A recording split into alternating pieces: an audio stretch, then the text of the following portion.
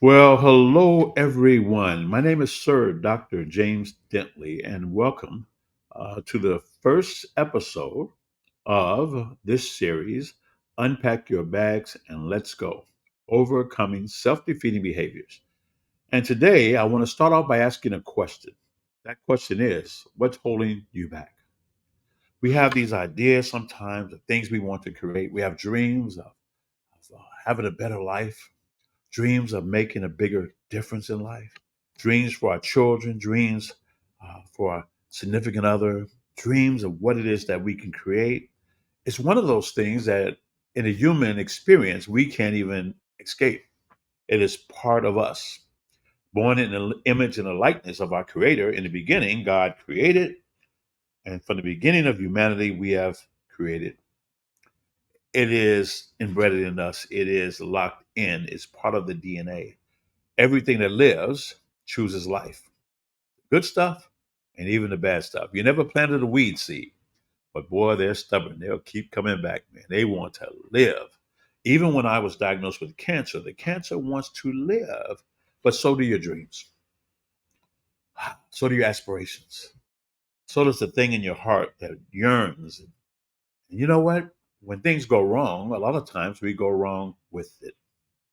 I'm going to share with you many stories to kind of anchor my points. In each one of these videos, I want to give you step by step the things that I used to teach back in the 90s of how to overcome self defeating behaviors, how to unpack your baggage, and let's go.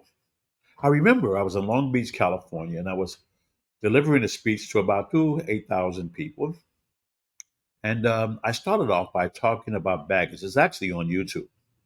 And I was talking about what holds us back, and I was illustrating my point by using luggage and chairs, and I had things written on it. And it started off with, you're a little kid, and you don't feel like you're good enough. You can't catch, you can't run. There's something different about you. How many people have ever, when as you grew up, felt like there was just something different? Didn't know what it was. It was just different. Or people treated you different. Or you were the star athlete, you were the belle of the ball, but there was still something in you that just wanted you to be normal. You couldn't figure it out. Who are you? What are you supposed to be? That's part of this journey of not just living life, but experiencing life. So the kids teach you. When I was a kid, boy, I had long arms and big ears. You know how your ears, my ears were this size, but I was like 8. So they called me baby monkey. Oh my goodness. And I didn't pay a lot of attention to it. I didn't buy into it and start talking like a monkey swinging around trees, even though I did climb buildings. Um, but they talk about you. I remember I had an infection in my eye and I had a patch on my eye. They called you Dead Eye Joe, right? And I was really thin, but I learned how to box. I was really fast. And I went to martial arts and when I was about 13, about 14 and I stayed in martial arts for like 13 years straight. I got my third degree black belt in Japanese karate and third degree brown belt in judo. And I was off trying to compensate for those things when I was young because as a kid, when they tease you, whether you know it or not, it's like you pick up some baggage. So imagine you throw some luggage over your shoulder, and here you go off to school, and you learn to run fast with that luggage. You learn to dress up with that luggage. You learn to live life with your stuff. And then you get a little older and you go to the school dance and nobody asks you to dance or you feel awkward. How do you get a prom date? Or you get a prom date that really sucks. And then you have that experience or you break up with somebody that you cared about or you cared about somebody that care about you back. And then you got another piece of luggage and you drag that on too. And then you go out there and get a job and boy, you get that job, you're pretty excited. And then you got some employees there you just don't get along with. Oh man, when you walk in there, you dread them when they walk in. The water cooler talk, or you don't get the raise you thought you wanted, or you get it and get promoted, but then nobody likes you now. And then you gotta put that stuff on. And I put something over my shoulder. Now I'm carrying all this stuff.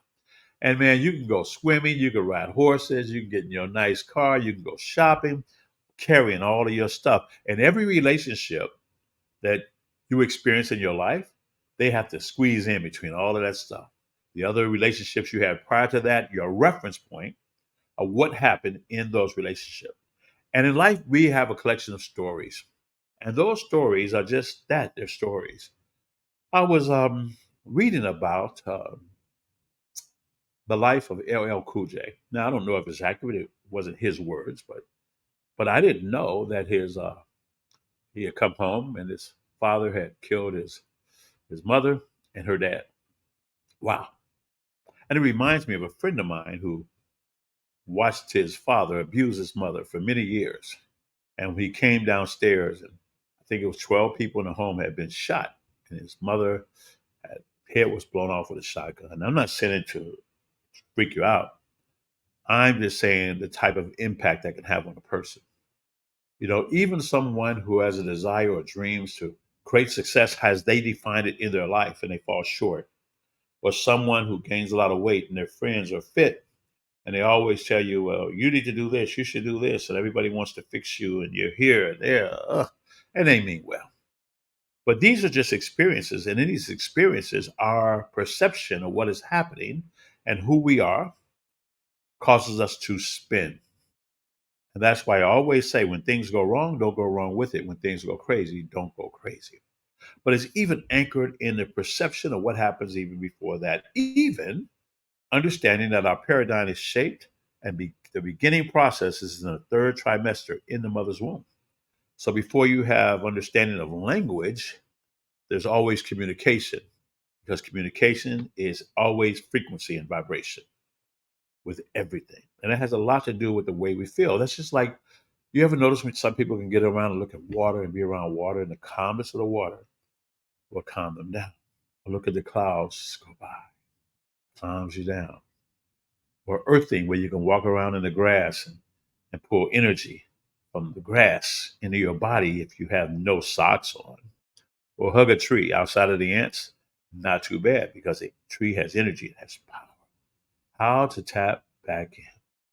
Because what I found that anytime there's a perception of a loss of love, a feeling of not being good enough, of loss of control, that's when we spin.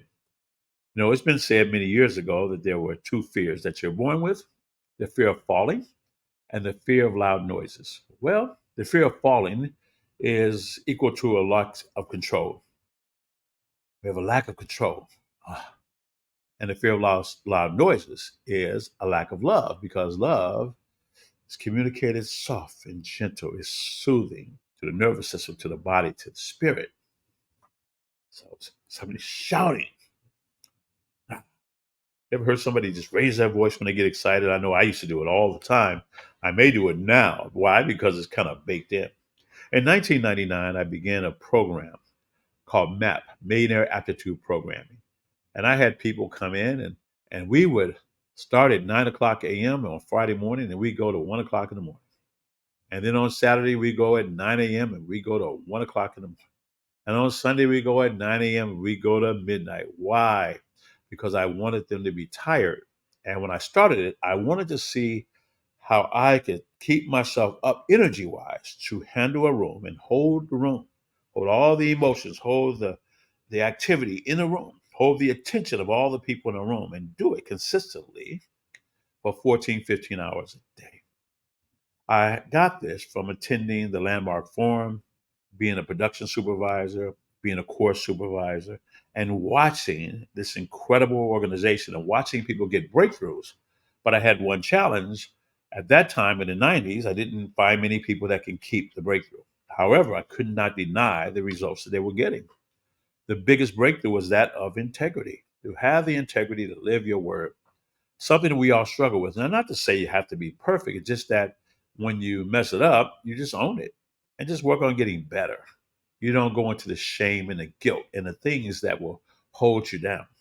So, as I go through this series, each episode is going to be around 10 minutes. And I want to go step by step by step and help all of us together identify and answer the question: what's holding you back? If you're making $1 million, how come you can't get to 10? You had 100,000. Why can't you get to 250,000? Why can't you get more? If you're on a custom, you're 50,000 or 60,000, or maybe you're entry level and you want more. You have all these dreams. You want to provide the best for your family. And every time you try to do something, something pops up. Something always goes wrong. Why? Jim Rohn used to say, When people come to him and says, "Why do these things keep happening to me?" His answer was very direct. He says, "I don't know. Things like this always seem to happen to people like you." He wasn't putting the person down. What he was saying is that the thinker thinks and the prover proves. So I'm going to let you go, and I just want to do an introductory to unpack your bags and let's go. What's holding you back? Tomorrow, I want to talk about my story, my background. I want you to get a frame of reference of who I am and so honored and blessed to be here. What's the SIR about? What does it mean to be a baron? How do you go from homeless to being a top money earner? How do you make millions of dollars, lose it, make millions of dollars, lose it, and get it again? It's like learning how to bake a cake. Once you learn how to bake a cake, you can cook that cake in any kitchen. So let's start baking. Let's start cooking together.